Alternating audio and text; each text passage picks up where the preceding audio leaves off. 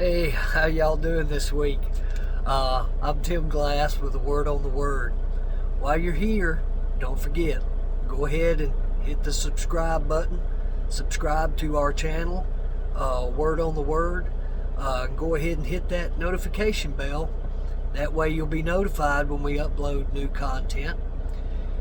Hit that share button and let's share the good news of Jesus Christ. And hey, you can always leave me a comment, and we can correspond that way. Now, here's a word on the word. We're a little bit different setting than we normally are.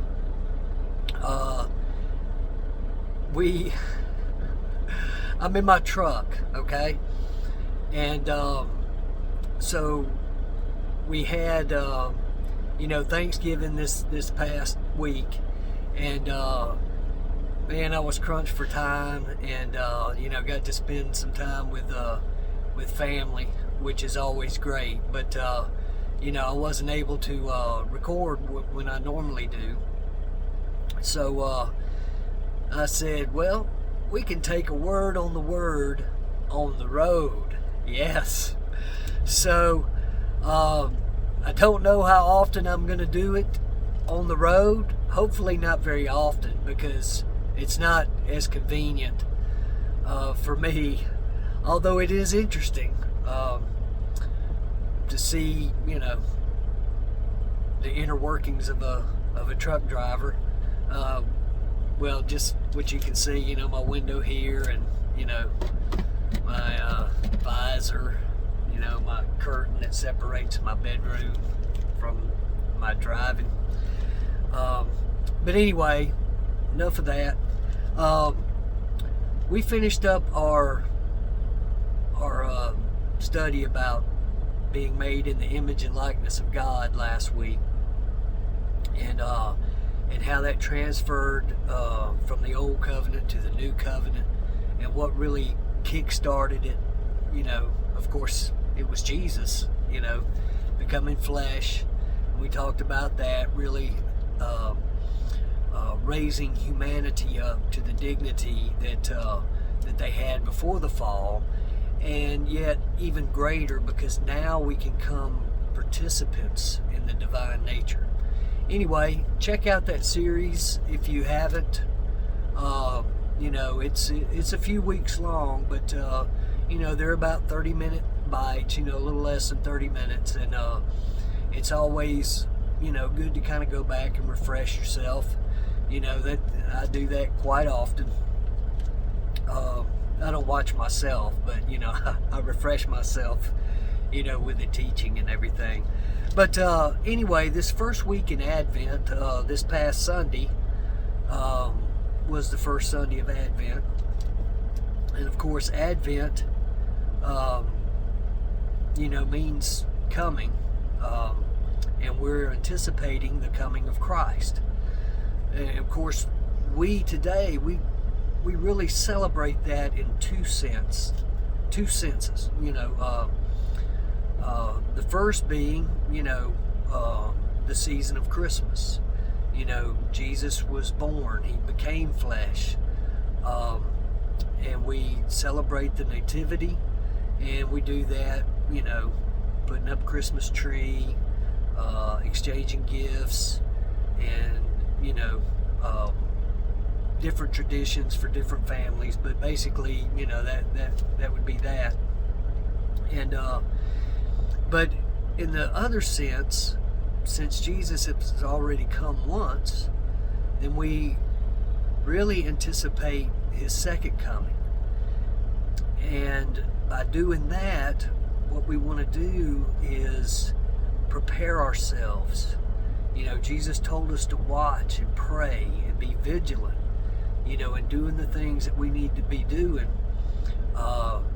because if we're not, he's going to come like a thief in the night, and we're not going to be ready, and it's going to take us all by surprise. And so Advent really gives us a twofold. We celebrate when Jesus first came, and then we're anticipating his second coming.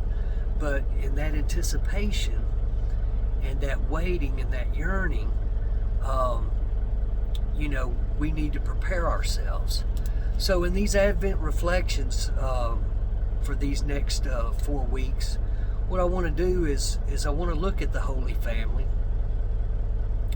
Joseph, Saint Joseph, Mother Mary, and of course Jesus, and we may even look at one or two others, but I want to kind of keep it centered around the Holy Family.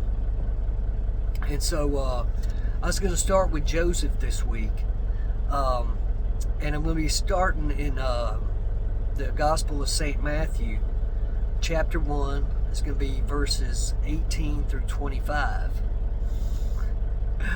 I know what you're thinking. It's going to go over 30 minutes, but no, it really shouldn't. Okay, verse 18. Now the birth of Jesus Christ took place this way.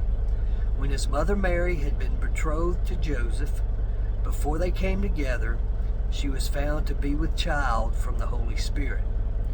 And her husband Joseph, being a just man and unwilling to put her to shame, resolved to divorce her quietly. But as he considered these things, an angel of the Lord appeared to him in a dream. Okay, I'm going to stop right there and then I'll pick it up. Mary, has the Annunciation from Gabriel. We're going to be looking at that next week, probably next week. That she's going to be the mother of the Messiah. And she gives her fiat, and she conceives Jesus. And when we pick this up here, it's describing Joseph, and him and Mary are betrothed, which is in a sense they're legally married, but they haven't consummated the marriage yet. It was it's kind of like we would think of an engagement. Well, we used to think of engagements in this way, where there was a courtship and there was a preparation, okay, for the wedding celebration, and then there was a marriage, and the marriage could last up to a week in Jewish tradition, and then the marriage, takes place, and then they go and start their lives together. But it says that Joseph found out that Mary was with child. Okay, before they consummated the marriage, is what it says here. She was found to be with a child from the Holy Spirit. And her husband Joseph, being a just man, some translations say a righteous man, and unwilling to put her to shame, resolved to divorce her quietly.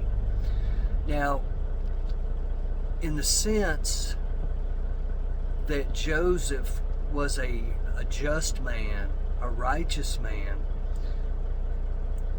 one of the things that we look at is, the way we treat other people. Of course, Jesus said it best when he said, do unto others the way that you would want them to do to you. Okay? All right. So Joseph doesn't want to put Mary to shame. And so what he decides that he should do is just divorce her quietly, not make a big deal about it, because not only could it bring about shame and her being ostracized by the people in the village and family and all that, but if they found or made up, charges or something along the lines of adultery, they could have stoned her, because that was not out of the question either. So, as Joseph is, acting in a righteous and just way, he was contemplating, I'm sure, all these scenarios, and he didn't want to do that to her. So he just said, I'll just divorce her quietly.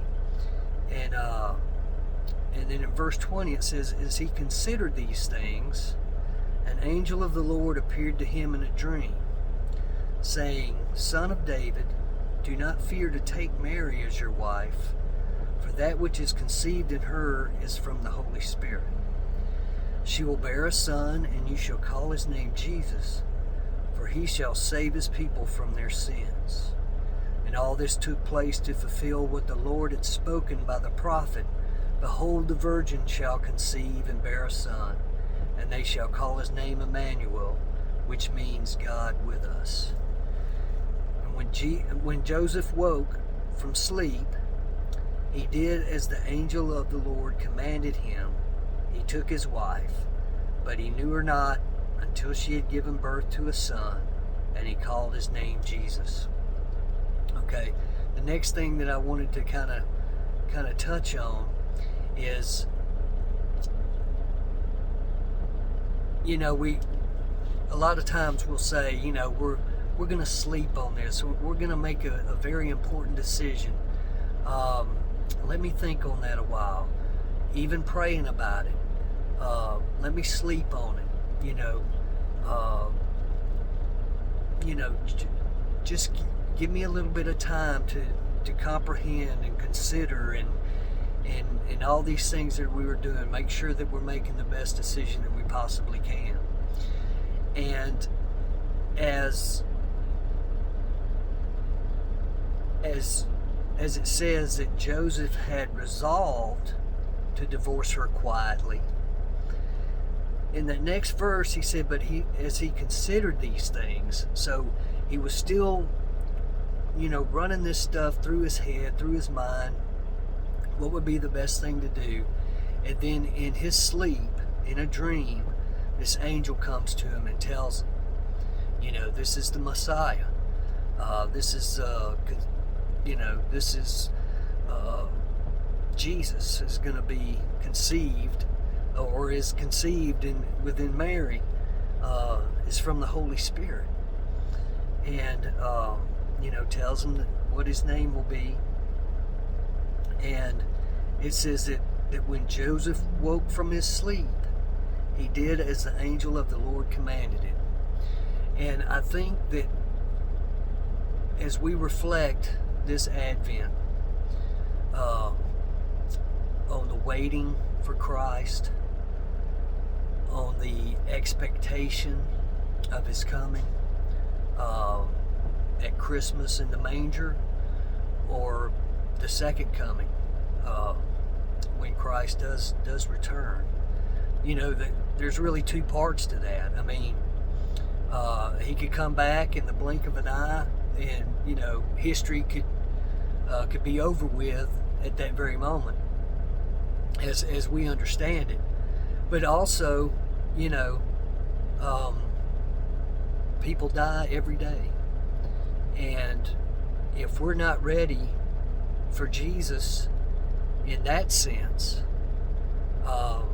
that day can take us by surprise too. That's why, particularly in the season of Advent, when we're expecting the coming Messiah, we need to take these things into consideration and say, Jesus is going to come back someday. He came once. He promised he'd come again. But even if I'm the one that dies, he's coming to me, because he's going to judge me, right? And I need to be ready. I need to be in his grace. I need to be, you know, taking care of the things that He's put me in charge to take care of, to be a good and faithful steward.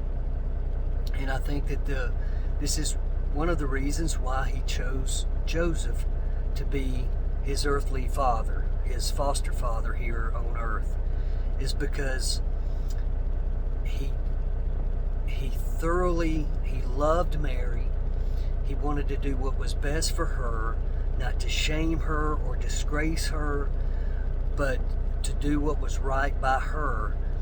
And after thinking about it in human terms and coming up with a decision of what, you know, he might be able to do, the best way to do it, since he waited, the angel of the Lord came to him and said, Joseph, here's what you need to do. This is what the deal is, and this is what you need to do. And so it says when he woke up, he did as the angel of the Lord commanded him. And if we're going to reflect on this for ourselves, we need to wait on the Lord. We may not get it in a dream, but through prayer and petition and